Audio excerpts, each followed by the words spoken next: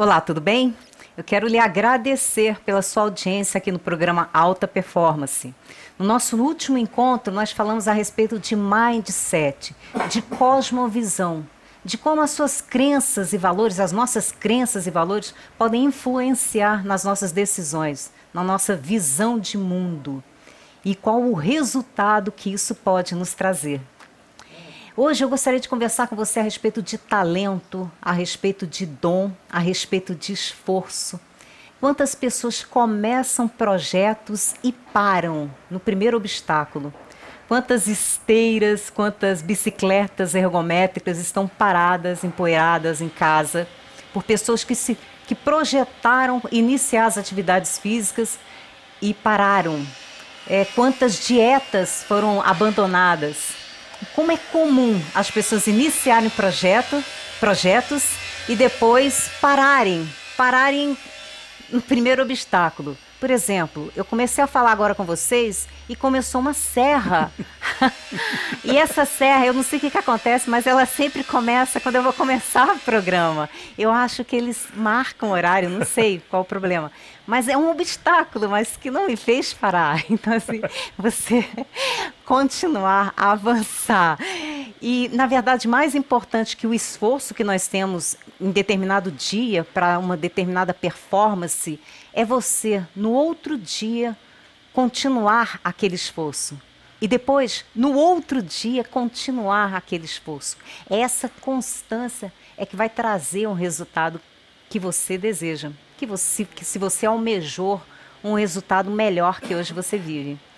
E falar sobre isso hoje é muito oportuno, porque a gente vai falar com uma pessoa muito talentosa, que tem um dom, que tem uma habilidade excepcional na música. Eu tenho a grata satisfação de trazer aqui nos nossos estúdios da VMV TV o músico Paulo André Tavares. Muito obrigada pela sua presença, Paulo. Obrigado a você, Carla. Obrigada pelo convite, viu? Bom demais. Quando a gente fala em música aqui, todo mundo fala, pô, o Paulo é top. Na verdade, é porque eu sou mais velho. Sei. E comecei a dar aula na escola de música muito cedo. Eu comecei a dar aula lá na escola em 77. Uhum. Então, muitos músicos passaram lá por mim, eu acompanhei. Uhum. E é maravilhoso ter essa oportunidade, né, de ter participado um pouquinho da vida de tantos músicos. De vários músicos, né, que depois se projetaram na cidade, né? Na verdade, eu acho, hoje em dia que eu estou aposentado, eu acho que isso é o meu maior talento, sabe? De formar talentos. De formar, eu acho que mais despertar paixão. Porque sem paixão, a gente não consegue superar essas serras, né? Gente, se vocês estiverem ouvindo a serra, certamente estão, a gente não tem, é o vizinho aqui, ele está fazendo uma obra e ele gosta muito desse horário para ligar as serras mais fortes, né, Paulo? Mas é muito oportuno por causa disso. Você falou, as dificuldades, elas aparecem o tempo todo. E se você não tem força para superar essas dificuldades, né? Você não vai chegar nos teus objetivos. Na primeira serra, né? Ô, Paulo, eu gostaria assim que você começasse falando pra gente da sua rotina matinal. Como é que você começa o seu dia? Olha, Ou se você não tem rotina, e o fato de não ter rotina não deixa de ser uma rotina, né? Eu estava com uma rotina muito recentemente, que eu passei 3 meses no Rio, maravilhosa, que eu acordava muito cedo, eu sou da manhã. Então eu acordava muito cedo, tomava meu café da manhã, um bom café da manhã, e ia dar uma caminhada na praia, eu estava na Barra, caminhava por 2 horas e pouco, sabe? Que bom, hein? Aí voltei a fazer um pouquinho de flexão de braço, né? Depois comia uma fruta e partia para o instrumento. E era o resto do dia no instrumento. Só parava para almoçar e voltava para estudar. Estava fazendo também um curso com um grande músico lá, o Leandro Braga, estava estudando com ele. Então tinham muitos exercícios. Ficava o dia todo estudando e de manhã cedo fazia essa caminhada. Foi um momento maravilhoso, né? Agora voltei, estou um pouco em transição, né? Pretendo voltar agora de novo lá para abril, de novo para o Rio, para voltar a estudar, porque eu aposentei. Sim. E achei que fosse decolar na música, assim, virar músico, porque eu sempre fiquei dando aula. Mas percebi que os meus alunos é que me alimentavam, né? Eu estudava para tocar para eles, para provocar eles. Isso é bom, né? Porque quando você dá aula, normalmente você exige muito, né? Exatamente. E aí você vai aperfeiçoando. E você tem que cutucar eles, você tem que tocar bem. Eles precisam querer tocar melhor do que você. Então, isso para mim estava sendo a grande motivação, né? Bacana, é uma troca, né? Você, É uma troca. Você, né, oferta e eles fazem com que você também estude mais, aperfeiçoe mais o dom, né? E agora é engraçado, porque como eu não estou mais dando aula, eu voltei a estudar e chego a estudar com os ex-alunos. É muito legal. Poxa, muito que bom. ótimo, né? Sinal que você despertou essa paixão neles, a ponto deles continuarem e estarem... E esse é o bom, esse é o bom profissional, né? O bom professor é esse, que faz os seus alunos... Superam, não, eles né? Superam sim. E a tendência natural tem que ser isso. É assim, o bom a gente escuta dizer que o bom professor, o bom mestre é aquele que faz alunos melhores, né? Tem que ser. E o bom líder é aquele que ele é dispensável também em vários momentos. Ele não precisa estar presente para as pessoas serem lideradas, né? É verdade. Olha, a gente está aqui também no Facebook, então tem algumas pessoas fazendo comentário aqui. Então a gente vai cumprimentar aqui o Fabrício, são todas as pessoas que estão assistindo aqui, Paulo. Charles Silva, Edmundo, Júnior Bezerra, o Jander. Valeu, gente, obrigada aí pela presença. O Robson, Richila, Landes, Paulo Franco, Carlos Reis, Landes, Cláudia Ribeiro, Alberto, Fabrício, obrigada pela presença aí, Jander. Vocês podem mandar perguntas aqui e a gente vai estar conversando aqui com Paulo André Tavares a respeito de alta performance, música alta performance. E eu queria, você falou que começa a sua manhã tocando depois um instrumento. E aí, como é que é essa rotina? Toca um pouquinho pra gente. O que você toca logo pela manhã? Você faz um exercício? Eu faço um aquecimento. Você faz um aquecimento? Faço. Mostra pra gente, que a gente está aquecendo aqui no programa. Mostra, faz um aquecimento. Pode ser? Vou pegar o instrumento, porque a gente pode machucar. É como você no karatê. Você não pode partir para um exercício pesado com o corpo frio, né? Sei. Você tem que fazer uma esteira, você tem que esquentar um pouco, depois faz um alongamento, né? Eu começo fazendo uma longa... Primeiro só toco as notas, tá vendo? Vibrando, para poder a mão sentar no instrumento, ó. As duas mãos, ó, uma cada uma, tá vendo? E depois eu começo a fazer uns alongamentos, ó. Para cada... Eu vou descendo, porque quando você vem para cá, aumenta mais ainda a distância, tá vendo? E faço com todas as combinações de dedo, ó. Para fazer uma abertura, ó. E por aí vai. Não, e esse movimento aqui, nossa, a pessoa que tem uma quantidade assim de alongamento, ela consegue aumentar com esses exercícios, né? Aumenta, com esse alongamento, claro, consegue porque aumentar. A gente precisa disso. Porque meus dedos, assim, acho que eles não abrem muito, né? Então... Não, a gente tem algumas posições. Ó. Tá vendo?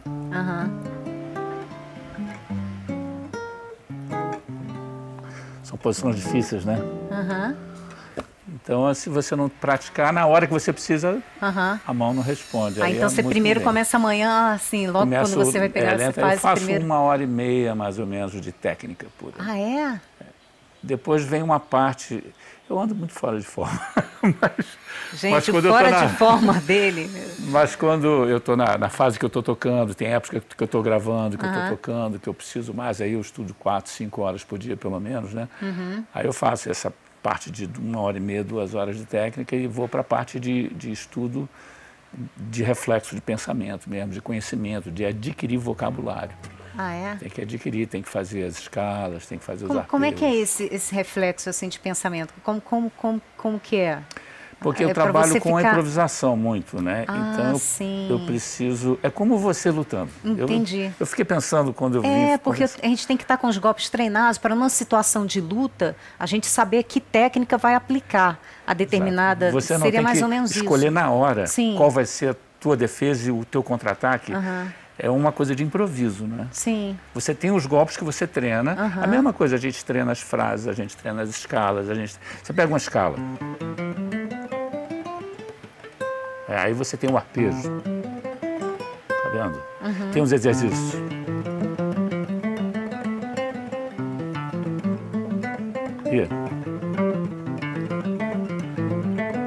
Tem um monte de variantes em cima de uma única escala. São várias escalas. E aí você vai praticando isso. Na hora que você vai improvisar, aí você, aquela nota vai cair perfeitamente nesse momento, né? É mais ou menos isso. Na verdade, eu até falava com os meus alunos.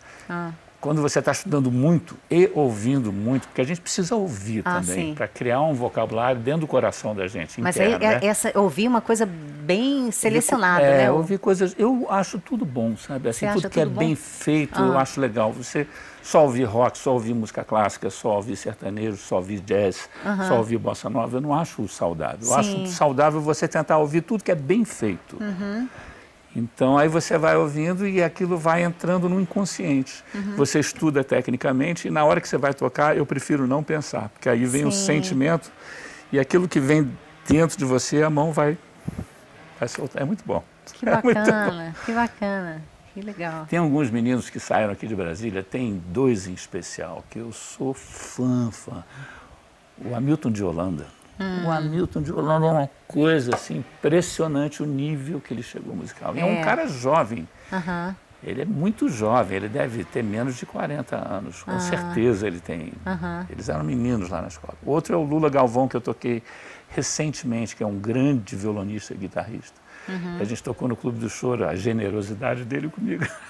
Ex-professor, né? Eu falei, vai devagar, Lula, vai devagar. Oh, meu Deus do céu. Está acelerado, né? Bom. O pessoal acelerou, que bacana. E esses são realmente eles têm uma performance altíssima, mas eles também só fazem isso, é impressionante. É um casamento. É, né? Eu falo de 4, 5 horas por dia, isso para mim, para o pessoal que quer fazer uma música boa, com padrão. Sim. Mas esse pessoal que está nesse nível é o dia todo, o tempo todo.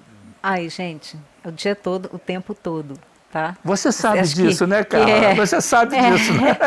Poxa, mas olha, deixa eu cumprimentar aqui Rogério, ixi, eu te dei aqui, Regis, Mário Henrique, obrigada, gente, pela presença, Fernando, Jackson, André Castanhede, Nonato, Karatê, competidores DF, Marcos Vinícius e Maria, Eduarda, Wagner Santos, bacana, gente, obrigada aí pela presença, vocês podem mandar perguntas também, José Carlos Barreto, Reginaldo Gabi, Paulo Franco, Carla, sou seu fã desde criança, obrigada, Carlos Alberto Rodrigues, Samuel, Jander, Júnior Bezerra, Charles, Edmundo, gente, tem o Paulo, tem um monte de gente aqui assistindo você, e André, Wagner, e vai, bacana, bom demais. Esse é o Facebook, né? Esse é o Facebook, que o Paulo ainda não tá, mas eu vou conversar com ele, gente, ele ainda vai colocar, para ele colocar uns vídeos dele, para a gente poder, né, ver esses vídeos, ou pelo menos no YouTube, tem que ter algum canal para a gente poder, né, acompanhar. Eu faço com as outras pessoas, né? Eu fiz com o Nelsinho Faria agora, você disse que viu, né? Eu tirei Nelsinho imagem de lá. É um desses meninos que está lá na frente. Né? Ele é alta performance. Né? E o Nelsinho teve uma capacidade de enxergar a música sobre vários ângulos, não só em cima do instrumento. Ele estudou muito arranjo também, ele produz. Ele tocou os primeiros discos da Cássia, todos, foi ele quem fez. Cássia Eller? A Cássia Eller, exatamente. Bacana. Outra figura maravilhosa é a Zélia, que era a Zélia Cristina, agora a Zélia Duncan, né? Zélia Duncan. A Zélia é uma grande amiga. Você tocou com ela, né? Toquei, a gente era muito amigo e a Zélia é uma batalhadora, uma pessoa que realmente estudou muito, continua estudando. Ela é muito consciente, muito séria. Eu admiro demais. Ela tem um trabalho belíssimo, né? E também, assim, eclético. Ela trabalha com todo mundo. Ela fez um trabalho que chama Eu Me Transformo em Outras, que foi há muito tempo. Logo depois que ela estourou e fez muito sucesso, ela fez esse trabalho com o Hamilton de Holanda, com o Marco Pereira, que esse também era daqui de Brasília também.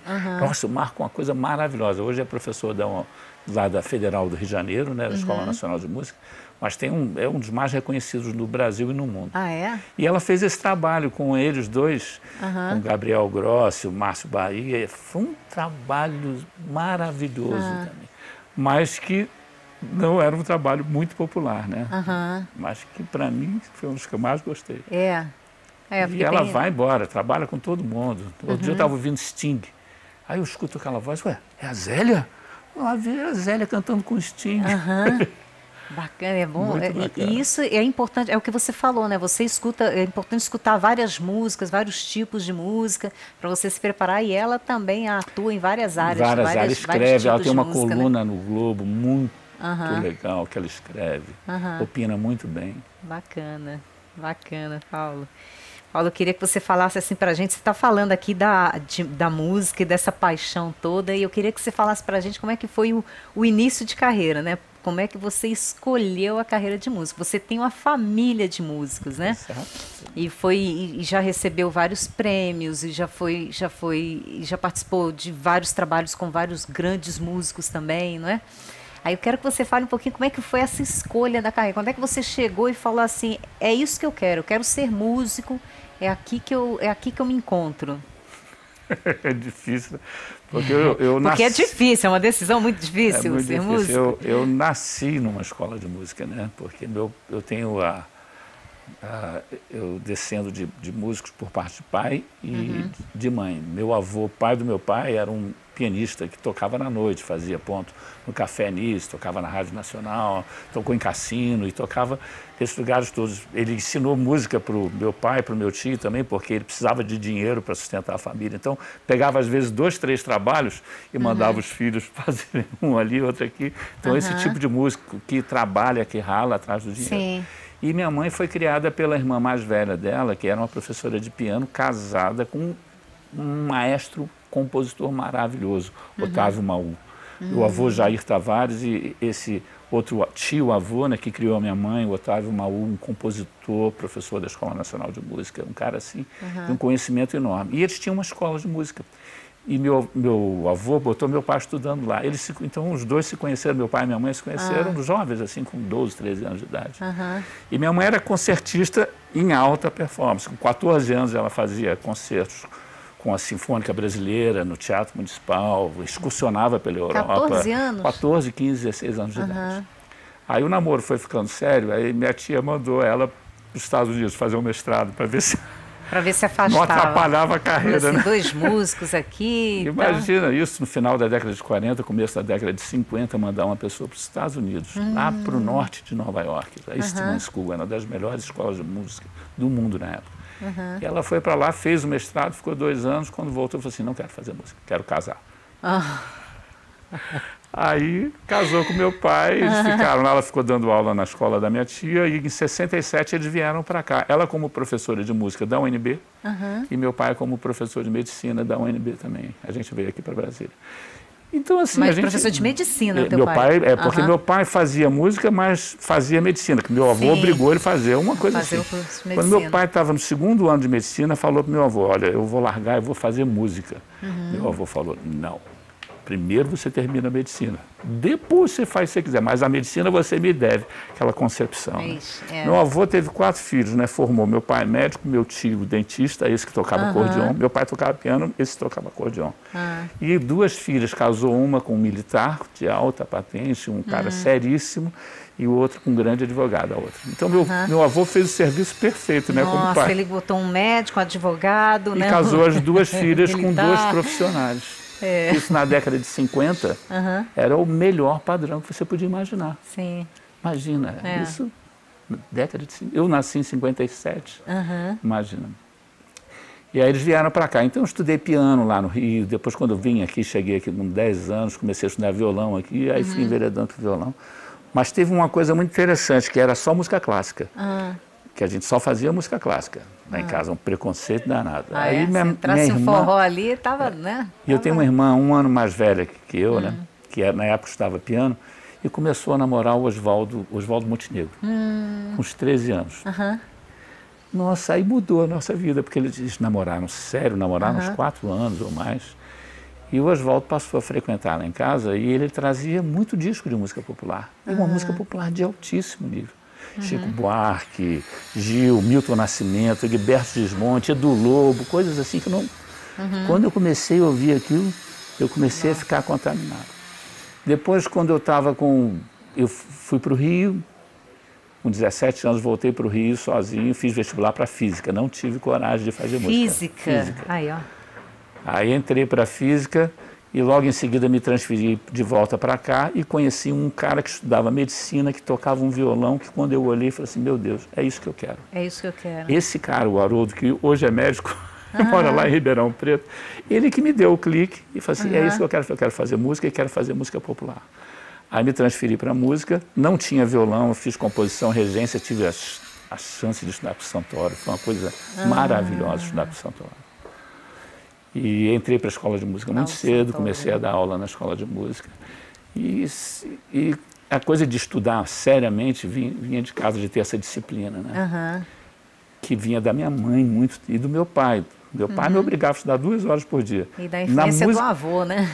Meu avô, quando a gente veio para cá, meu avô ficou 6 meses aqui, ele ficava estudando violão comigo, sentava 2 horas e eu ficava estudando violão com ele do meu lado, acompanhando. E ele pianista.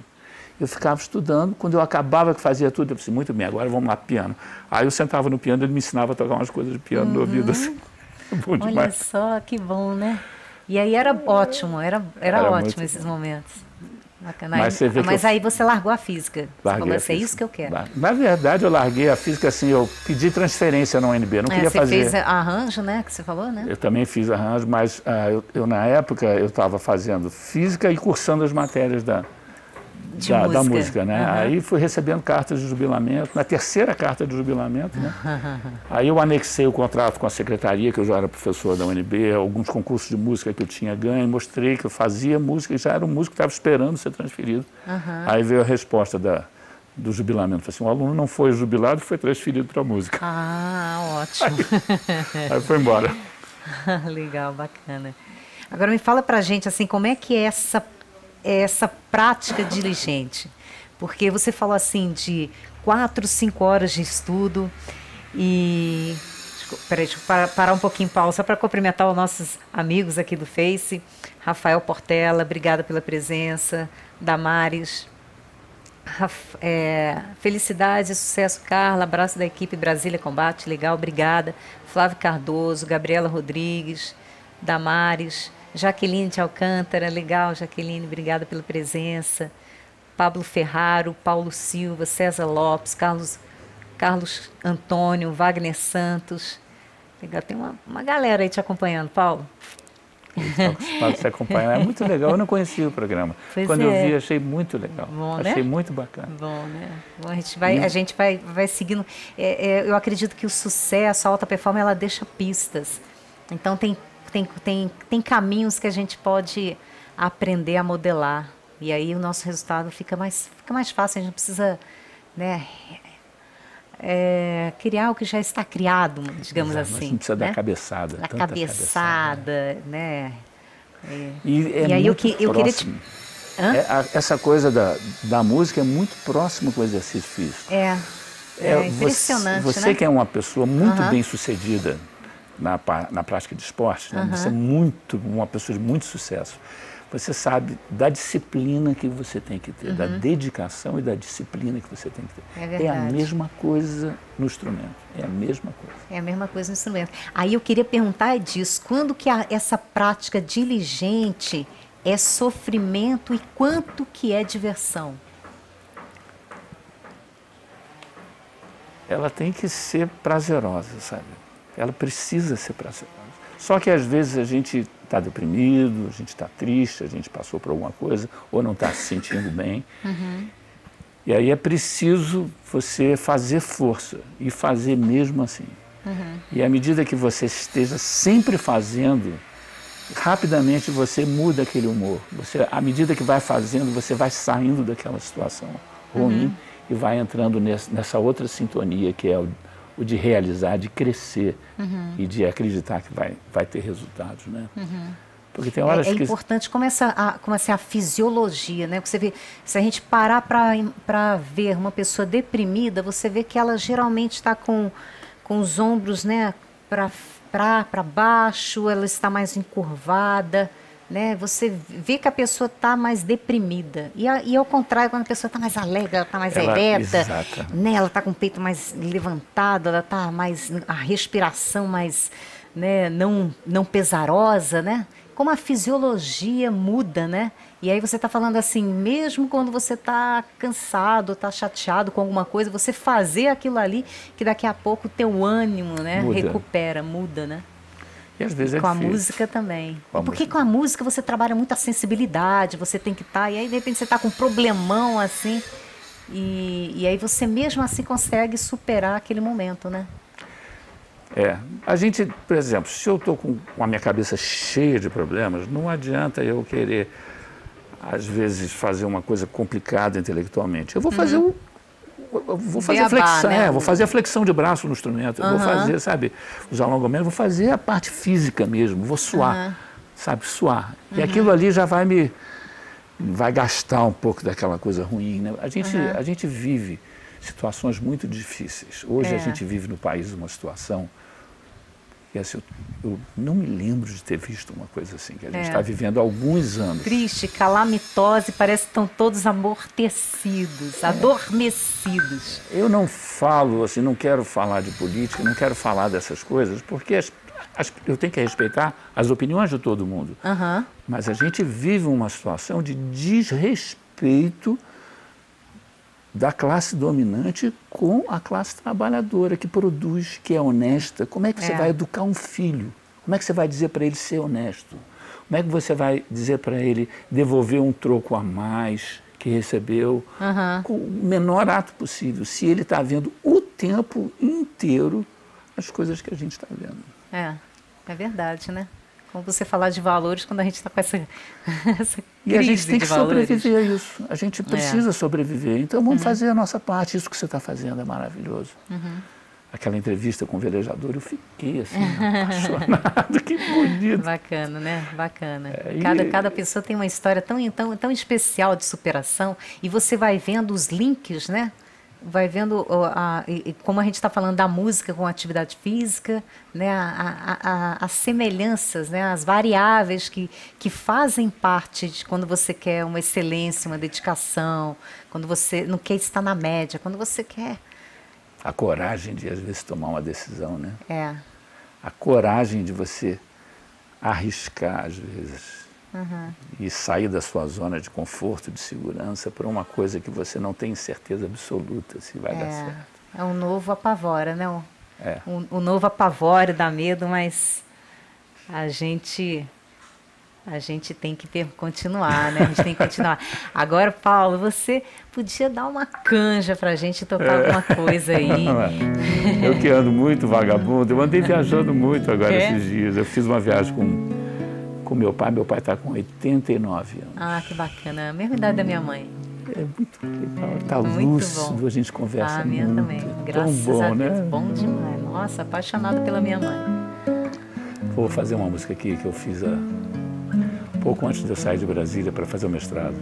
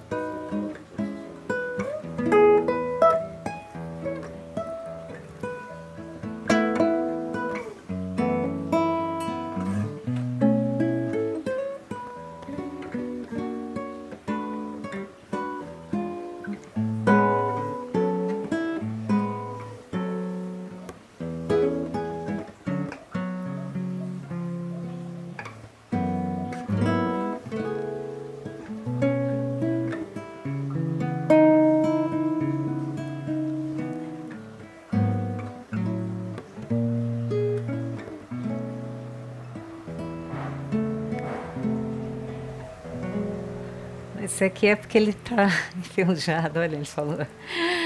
Lindo. Isso aqui é legal porque eu passei por uma fase muito difícil numa época. 88, mais ou menos, uma fase pessoal muito difícil. E eu morava num apartamento ali na 410 Sul, de frente para 210. E eu estudava sempre ali de frente, ficava estudando ali de frente. Muito legal, porque eu tinha área verde, aquelas árvores Brasília antiga, né? E eu estava prestes a sair para ficar um tempo fora do Brasil. Eu nunca tinha saído do Brasil, assim, né? Então, essa música veio, assim, de uma hora para outra. Eu botei o nome de Bye Bye Brasília. Foi legal, rapidinho, assim. Foi um tempo bom sair de Brasília. Morar nos Estados Unidos, fiz o meu mestrado lá. Foi um mestrado em música lá nos Estados Unidos, né? Mestrado em jazz. Com quem que você tocou lá? Mestrado em jazz. Quem foi os seus professores lá nos Estados Unidos? Eu fui para uma escola que era a Queen's College, que faz parte de um grupo de universidades de escolas, que é como é que é? CUNY, que é da cidade de Nova York. Ela é mais barata, mais acessível, mas, na verdade, também era uma escola mais virada para a música, de performance, não de teoria. Então, por exemplo, eu não tive que escrever uma tese. A minha tese foi um concerto. Olha, eu fiz um concerto filmado, gravado, né? Então, quando eu fui reconhecer meu mestrado aqui, em vez de apresentar uma tese, eu apresentei o DVD do meu concerto para eles verem, né? Então, foi muito bacana. Eu conheci muita gente. O Michael Mossman, o trompetista, arranjador, foi meu orientador. Maravilhoso. Tive um professor de piano que morreu logo em seguida. Eu ainda estava na escola, o Roland Hanna. Coisa maravilhosa. E ele estudou na mesma escola que a minha mãe, na mesma época. E eu não me aticei de perguntar para ele se ele tinha conhecido. Foi muito bom. Gravei com muita gente, gravei com uma pianista brasileira, que é a Eliane Elias. Nossa, que ela é um espetáculo. Trabalhei com alguns músicos, em Paulo Braga, que tocou a vida inteira com o Tom Jobim, com a Elis Regina, aquela época da Elis, que fez muito sucesso. Paulo Braga que fazia. E tive também essa chance de saber que as pessoas não têm vergonha da profissão. Eu trabalhava com uma cantora maravilhosa, uma cantora cearense, maravilhosa. E eu me lembro da gente fazendo uma festa chiquérrima, ela cantando, e o pessoal veio cumprimentar ela, né? E pedir cartão, e ela entregou o cartão dela de cantora e falou assim, olha, eu também faço faxina, deixa eu te dar o meu cartão de faxineira. Aí, olha que ótimo, eu estou precisando ser de gente. Olha que coisa, né? Não tem a menor diferença. Sem o menor problema. Não tem a menor diferença, é tão bacana, né? O importante é você ter trabalho. Né? É verdade, né? Mas por que será que isso não acontece no Brasil, né? No Brasil não é assim. Aqui é tão comum as pessoas saírem do Brasil para ir para os Estados Unidos para trabalhar em outras profissões, como garçonete, como faxineira e tal. E aqui no Brasil, fica desempregado, mas não trabalha, né, nessas outras profissões. Fica com vergonha. Quem acha que é menor. É verdade. É uma besteira isso. É uma grande besteira. Faz parte aqui da cultura aqui do Brasil, né, isso. Agora, você falou que quando você estava indo embora para o Brasil, você fez a música Bye Bye Brasília, né? Brasília, Bye Bye Brasília. Como é que é? Eu queria que você falasse para a gente do seu processo de criação. Eu fiz composição, né? Então, eu aprendi a compor tecnicamente, que é muito legal. Você pega uma ideia pequena. Por exemplo, vou te dar um exemplo de bar. Bar pega isso aqui, ó. Só isso aqui. Aí ele vai para outra voz e faz. Aí vai para outra voz e faz. As três juntas, olha como é que ficam.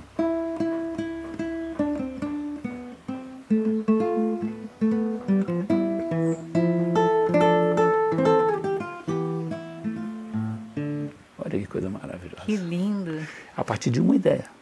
Então, ele tem uma inspiração de uma ideia e trabalha tecnicamente aquilo e vai embora. Aí você não sabe mais o que é técnica, o que é sentimento, porque você tem o leque de opções e aí você vai experimentando e você vai sentindo e escolhendo. E tem alguns músicos que eu estava começando a fazer isso agora, mas que ainda estou longe, mas que alguns músicos num nível muito alto, que eles não precisam nem experimentar, nem tocar. Eles já têm as ideias na cabeça. O Santoro era assim. Ah, é? Eu fazendo um trabalho... Eu falo demais, né? Desculpa. Não, mas você foi convidado para falar mesmo. Nós queremos te ouvir. Eu tenho um episódio com o Santoro que foi genial, porque Santoro era um músico espetacular, um negócio assim de outro nível.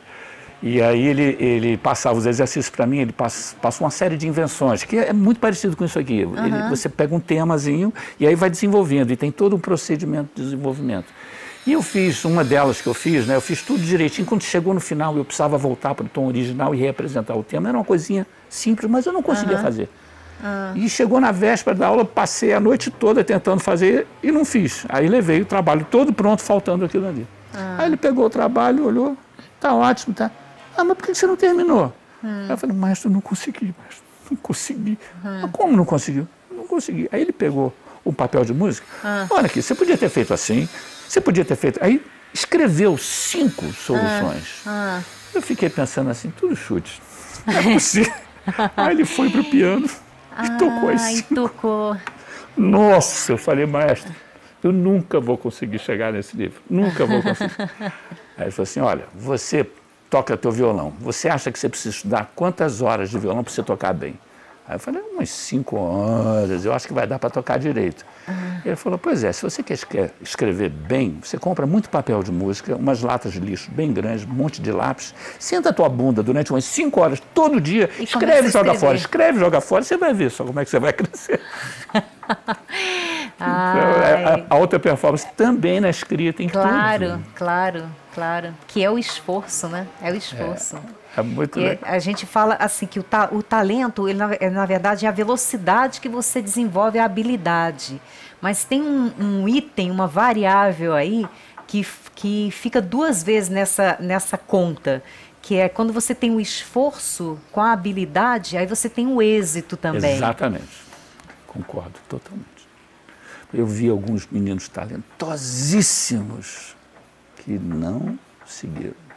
E assim, é tanto na música como em outras atividades, como no esporte também, tem várias pessoas que você olha assim, não, ele tem um talento, né? Ele tem um dom ali que ele vai se desenvolver. Mas você vê que na prática, as pessoas que geralmente fazem sucesso são as pessoas que se esforçam. E quando você junta aí talento e esforço... Aí é uma bomba. Né? Aí é uma bomba no bom sentido, assim, é uma explosão de sucesso. É uma coisa maravilhosa. Mas geralmente, assim, quando fica só o talento, a coisa não anda. Não funciona. Incrível, né? E aí é sentar 5 horas escrevendo lá a tal da música, né? Para a coisa acontecer. Deixa eu ver aqui, deixa eu cumprimentar aqui os nossos amigos aqui. Carlos Inocentes, obrigada pela presença, Carlos. Vinícius Pereira, Francisco Alves Campos, Silvano, Velber Ribeiro, Ângela Beatriz, obrigada, gente, pela presença de vocês, Joaquim Pimenta. Vocês podem mandar também pergunta por aqui, que a gente vai estar respondendo. Aqui a gente está com um grande músico, o Paulo André Tavares, que é uma referência nessa área, né? Eu queria que você falasse, a gente falou de talento, a gente falou agora de esforço. Quanto que você acha que o seu talento ajudou na sua performance? E eu vou até antes de você responder... Não, eu quero que você responda primeiro, depois que eu faço esse comentário. Eu acho que, no máximo, até 50%. Porque eu sou muito disciplinado, eu acho que... E se tivesse sido mais disciplinado, teria ido mais longe ainda, com certeza. Agora, o talento facilitou muito, me ajudou muito, realmente, a compreender com mais rapidez, né? Mas eu tenho algumas lacunas, eu tenho algumas feridas que eu às vezes falo para os meus amigos, meus colegas, eles não acreditam, né? E eu sei que eu tenho. E continuo tentando ir nessas feridas para ver se melhora. A formação, por exemplo, eu vou acabar falando muito. Fala! Olha, mas você foi convidado para falar, Paulo, nós queremos te ouvir. A coisa da música popular e a música erudita, né? Eu nasci na música erudita e acabei seguindo para a música popular, porque eu ficava muito nervoso para tocar música erudita. Eu fico nervoso também para tocar música popular, mas a música popular, como você trabalha com improvisação, você tem mais chances de driblar um erro, e isso diminui o nervosismo. E outra coisa maravilhosa que eu passei a fazer, eu toco sempre com alguém. Aí tocar com mais alguém, você partilha. Você, quando luta, você tem que ganhar, né? Você luta para vencer o oponente, né? Quando a gente... Invariavelmente. Pois é. Quando a gente toca, tem alguns músicos que tocam como se estivessem brigando, tentando mostrar que tocam melhor do que o outro. Não é uma coisa boa. Não deve ser bacana isso, né? Eu acho que a música, em termos de luta, é mais como a capoeira. Tem que ter aquela harmonia, né? Ela tem uma harmonia. A capoeira você tem as sequências, os jogos, né? Assim, não existe a intenção de acertar, né? Você faz. E na música você compartilha, você joga. É como jogar frescobol. Frescobol não é um para ganhar o outro, né? Se for para comparar com alguma atividade do karatê ainda, a gente pode falar do kata. E tem o kata é aquela parte da coreografia marcial. E quando você faz o kata em equipe, tem que estar tudo harmônico, tem que estar igual, tem que estar bem... bonito? É bonito. É bem bonito. Na música eu acho que vai mais por aí, exatamente. Né? Então, eu estava falando do nervosismo, né? Eu, tocando com as outras pessoas, eu tenho uma cumplicidade de todo mundo. Então, aquilo vai deixando a gente muita vontade. E tem alguns músicos maravilhosos que tocam com uma capacidade de ouvir impressionante. Então, como se a gente estivesse conversando. Agora, a música erudita é aquela música que traz, assim, milhares de anos de conhecimento, de estudo. Né? É uma coisa que foi solidificada, está nos livros, tem uma técnica desenvolvida, as pessoas estudaram, sistematizaram. É de uma riqueza impressionante. Agora, a música popular tem aquela coisa da espontaneidade, que é a coisa natural, que vem do pulso. Eu digo que na música popular a coisa mais importante é o pulso, é o tempo, que é o que todo mundo tem. Você vê antes as tribos conversavam por tambores e você anda, tem as marchas, você tem todo o pulso, né? E é isso que mantém unido. Na música erudita, esse pulso não tem essa importância tão grande como na música popular, porque na música popular aquilo ali é o pilar, é onde todo mundo se encontra, é no pulso. Na música erudita não é exatamente ali, tem uma liberdade de pulso, uma coisa assim. Então eu tenho um pulso assim que eu tenho que trabalhar muito. Eu toco com um metrônomozinho durante 2, 3 horas direto. Para poder estar afirmando, porque eu passei uma parte da minha vida muito grande sem investir nisso. E quando eu fui tocar em conjunto, Aí você sentiu isso? Eu apanhava muito. Onde é que está? Onde é que começa? Onde é que vocês estão? Peraí. Porque é diferente demais, né? Mas elas são complementares. Eu acho que hoje em dia não dá para ser músico erudito sem dar uma transitada na música popular e vice-versa. Não dá para ser músico popular sem dar uma transitada na música erudita. Algumas pessoas você não consegue mais identificar se são da música erudita ou música popular. Você pega um Egberto Gismontes. O Egberto Gismontes é um cara difícil de dizer se ele é da música erudita, da música popular. O Hamilton de Holanda, esse menino que nasceu no popular, ele está de um jeito que já começa a ficar confuso. O Tom Jobim. Tom Jobim é um exemplo maravilhoso disso. Sim. O Tom Jobim tem essas músicas que a gente conhece bem, Garoto de Ipanema, essas bossas novas, né? Mas se você vê o lado erudito dele, você vai confundir com Vila Lobos, com essa turma assim. É uma coisa impressionante. É muito rica, né? A música dele é muito rica, né? O Tom Jobim é uma referência. Você podia tocar um Tom Jobim agora pra gente, né, Paulo? Eu vou ver. Deixa eu ver aqui. Falou, né?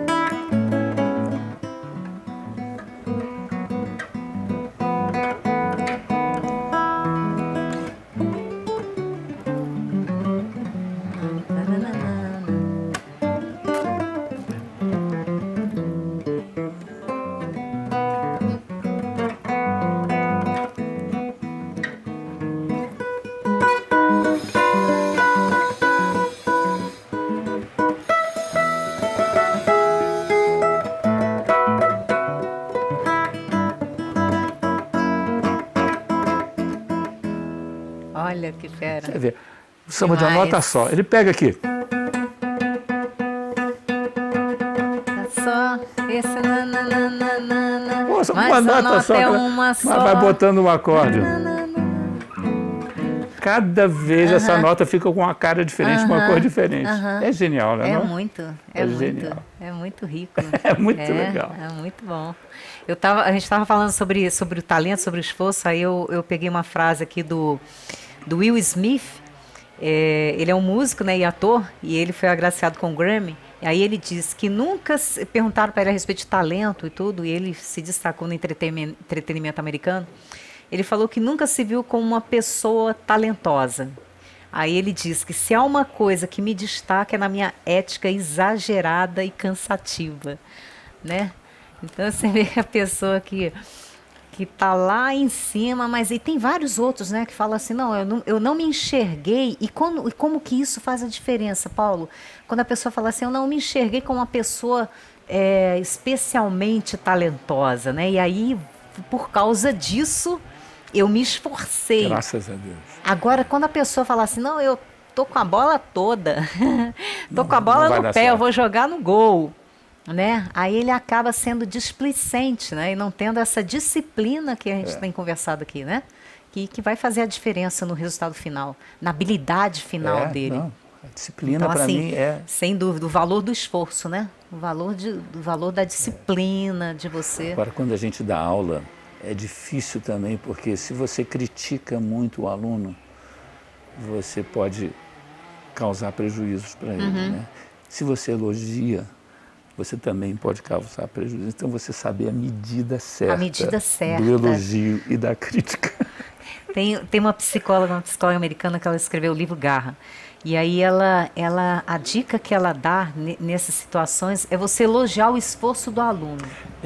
Não tinha pensado, mas você elogiar o esforço do aluno. Fala assim, olha, muito bem, olha, você continuar assim, você vai conseguir muito mais. Então, interessante, né? Porque isso faz com que a pessoa não se acomode naquilo ali, né? E ela fala, olha, tá vendo como você consegue? É só você se esforçar aqui. E aí desmistificar a ideia que a gente tem muito, né? Não, ele nasceu com aquilo, né? Nasceu com a estrela, né? Nasceu com a estrela, nasceu com a estrela, mas tem que ter o esforço, senão a coisa não acontece. Não flui, né? Nasceu com a estrela, mas tem que estar 5 horas escrevendo música. Nasceu com a estrela, mas tem que estar 5 horas tocando. Tem que estar 10 horas fazendo balé. É um casamento, né? É um casamento que a gente faz. É um casamento. Eu dizia para os meus alunos assim, se vocês querem chegar num nível alto, vocês têm que, pelo menos durante um tempo, vocês têm que estarem casados com a música. Vocês têm que se casar com a música durante um tempo. Pelo menos durante uns 15, 20 anos. De preferência que seja um bom casamento, né? Um casamento fiel, um casamento amoroso, um casamento que apaixonado. Apaixonado, né? Eu queria que você falasse pra gente o que você está achando da música brasileira atualmente. Eu gosto muito. Gosto muito. E gosto muito do que eu tenho visto. Tem umas musiquinhas assim... Não, é porque eu não estou falando... Você não está falando de música, né? Tá certo. Eu acho que tem de tudo, né? Assim, mas... eu vejo mais esse lado que eu trabalho, né, que são esses trabalhos assim. Tem uma turma de São Paulo muito legal, que é essa turma do André Memari, da Tatiana Parra. Essa turma é muito legal. O Rio de Janeiro recebe a turma toda de Brasília, né, que vai para lá, né, que continua. Eu estou falando mais da música instrumental, né? Brasília forma grandes músicos, né? E esses músicos vão para lá e acabam e lá eles se profissionalizam, porque aqui eles não são profissionais. Mercado, né, Paula? Aqui é mais difícil, né? Aqui o mercado não exige o profissionalismo deles. Então eles ficam sabendo música, mas não têm uma atitude profissional. Quando eles vão para os grandes centros, se eles não tiverem uma atitude profissional mesmo, eles não vão trabalhar.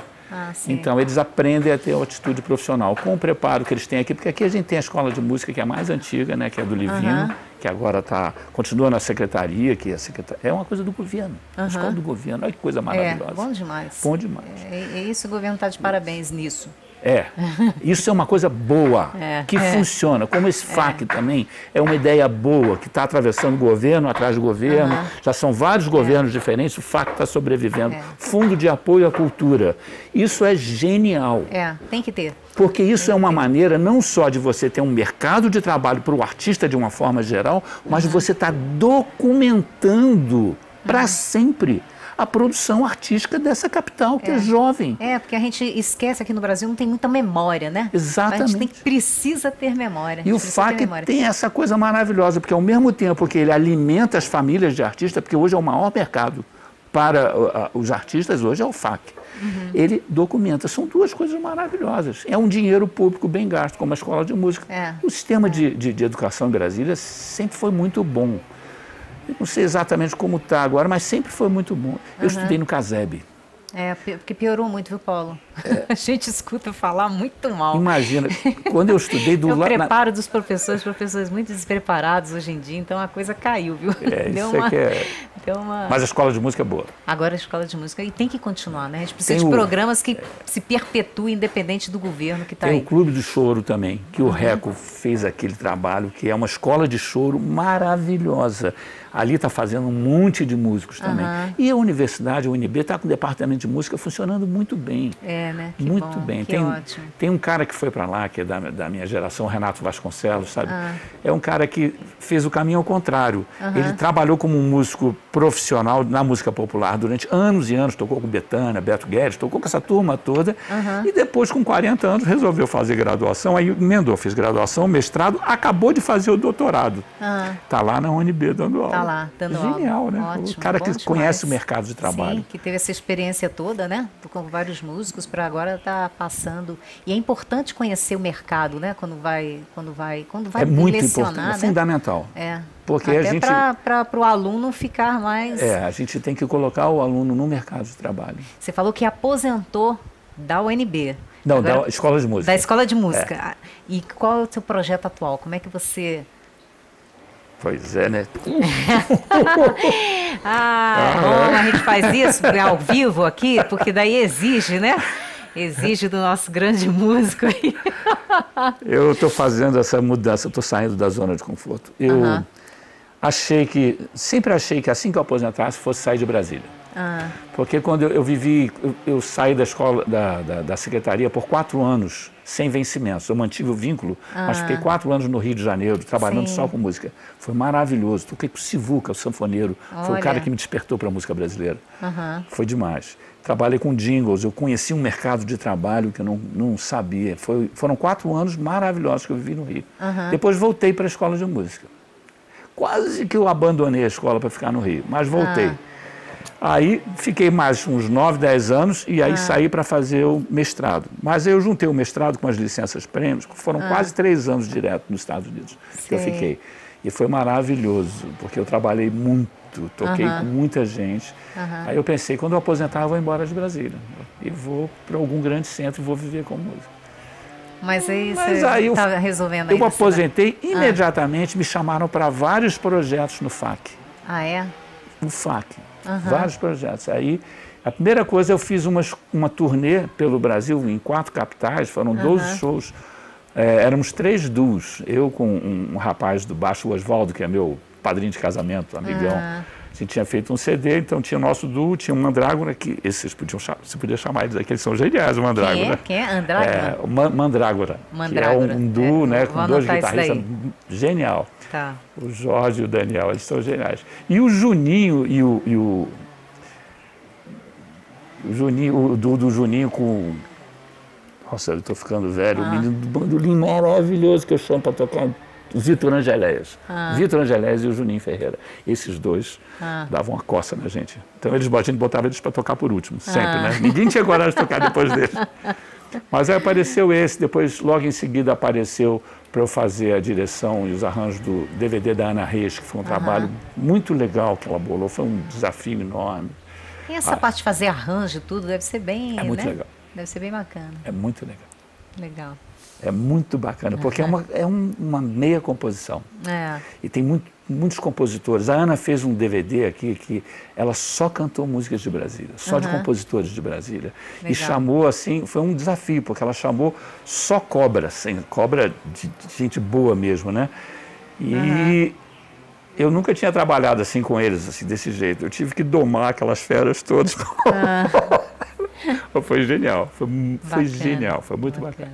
E logo em seguida veio o DVD do Cabreira com a menina dele, a filha dele cantando maravilhosamente bem, a Laura. Laura Lobo. Ela é maravilhosa. Ela faz musicais no Rio, São Paulo. Mas você vai ficar por aqui em Brasília? Você está indo para o Rio? Você ainda está avaliando, né? Aí aparecendo vários projetos do FAC. Sim, aí eu abri uma MEI, uma microempresa nesse meio e comecei a trabalhar para o FAC. Falei assim, vou ficar em Brasília. Aí entramos na crise. Ano passado eu não fiz nenhum trabalho do FAC. No FAC, né? Nenhum. O ano retrasado eu fiz uns 6 ou 7, fiz o DVD da Sandra do Alibe também. Sei. Fiz um monte de coisas. Agora, ano passado, não. Aí eu resolvi voltar a estudar, fui para o Rio. Sim. E foi muito bom. Eu estou com vontade. Então, você me perguntou do projeto, pensando, né? Em voltar ao Rio. Eu tenho conversado muito com a minha mulher, eu estou pensando em fazer isso. Eu passo 3, 4 meses por semestre no Rio de Janeiro, estudando. Sei. Estudando e reciclando. Ótimo, bacana. E deixa ver o que vai acontecer também com o país, né? Porque a gente não sabe o que está... Ai, ai. Paulo, a gente está aqui no final aqui do nosso programa, e eu queria que você falasse para a gente o que você acha que é importante na vida. Eu frequentei a comunhão espírita há uns tempos, né? Porque às vezes eu ficava muito mal, e lá era um lugar que ninguém falava comigo, ninguém mexia comigo, e eu ficava quietinho, ouvia as palestras, eram palestras todas baseadas na Bíblia, com a visão deles. E recebia um cartãozinho para levar um passe, né? E tinha umas frasezinhas, e tinha um deles que tinha uma frasezinha que eu acho genial, assim, que nenhum gesto de amor é desperdiçado. Nenhum gesto de amor é desperdiçado. Eu acho que a gente precisa aprender. O mais importante, eu acredito, na minha religião, eu não tenho religião. Eu acredito assim, isso aqui é uma 3ª série primária, uma 5ª série, a 4ª série ginasial, sei lá, é um ano que a gente passa aqui, é a nossa vida, para aprender. A gente tem que aprender, compreender. Quando a gente chegar num nível muito bom, acho que a gente vai para um outro lugar mais evoluído. Aqui, quando eu olho a nossa história, e vejo pela própria Bíblia, parece que o homem não sai do lugar, a essência da sociedade, do ser humano, parece como um todo, mal, né? É a mesma coisa. Aquela ganância, aquela coisa de pensar em si próprio o tempo todo, né? Parece que isso não muda, mas o indivíduo muda. Você vê pessoas fazendo coisas maravilhosas. Vejo o maestro Livino, que fez a escola de música fez. Ele morreu com 92 anos, com um câncer, e a gente assessorando ele, a preocupação dele é se os meninos que ele estava ensinando música lá no interior do Pará tinham conseguido vaga para fazer o curso de verão na escola de música. Mas ele morreu fazendo o que ele sempre acreditou, ensinando música, porque ele achava que ia transformar as pessoas. É o amor, né? É o amor, eu acho isso. Eu acho que a coisa mais importante é a gente aprender a amar e a gente aprender a lidar com a nossa raiva, que a gente sente muita raiva. E a raiva, ela chama o ódio. E que é um veneno que a gente toma. É verdade. Então, a gente aprende a lidar com isso e tenta se alimentar do amor, porque às vezes é difícil, mas eu não vejo outra saída. Mas ele edifica, né? Até a raiva vai eliminada. Não tem sentimento que consiga continuar, né? Quando você está com amor, com gratidão. E eu queria que você passasse agora, para terminar, uma dica de alta performance. E depois você vai tocar alguma coisa para a gente também.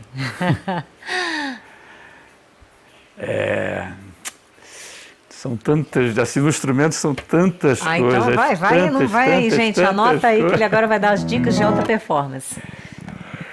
Bom, esses trabalhos de alongamento são muito bacanas. Tem uma coisa, vou passar um exercício assim. Você tem, olha, 4 notas seguidas, uma em cada dedo. São 4 dedos, né? Então você tem 4 notas seguidas. Você vai ter 24 combinações disso aqui. Você pode combinar isso aqui de 24 formas diferentes. É uma coisa de combinação matemática, né? Então, por exemplo, essa aqui se eu mudar aqui, ó, mantenho essas duas, ó. Tá vendo? Já tem uma segunda. Aí eu vou passar a fazer 1, 3. Tá vendo? Já vou fazer, ó. São 24 fórmulas. Então, eu faço todos os dias pelo menos 8 fórmulas. Eu acho que a pessoa pode começar fazendo uma fórmula E todos os dias, e depois, primeiro coloca as 24 fórmulas, é fácil de fazer as 24 fórmulas, e depois faz, ó. É uma forma de fazer independência por todo o braço instrumento. Então, por exemplo, vou te dar um exemplo. Você tem 1, 2, 3, 4. Sim. Me diga 4 números fora dessa ordem. Sem repetir. 7. Não, desses 4. 1, 2, 3, 4. Um dos números? 3. 3 o primeiro, depois. 3, 2, 4. 3, 2, 4, 1. 3, 2, 4, 1.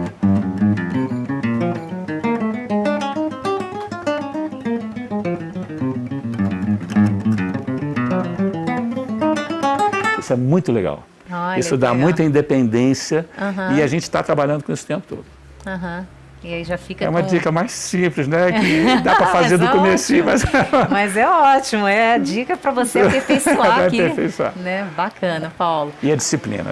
E a disciplina, né? Alongue sempre, não estude muito tempo, não estude seguido, né? Faça os alongamentos. E a coisa mais importante, se doeu, parou. Não insista num movimento que está provocando dor.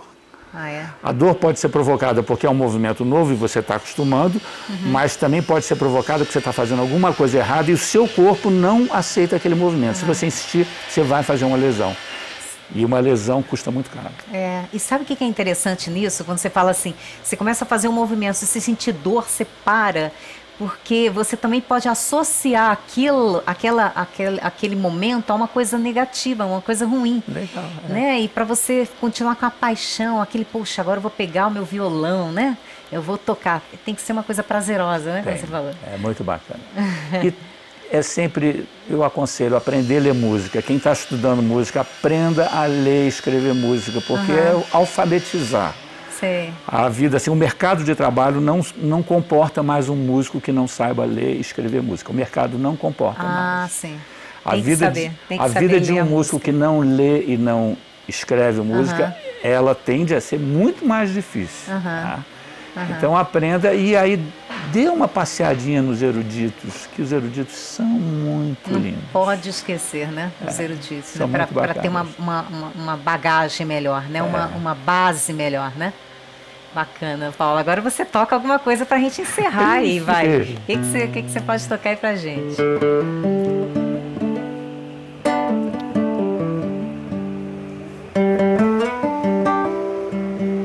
Olha que linda.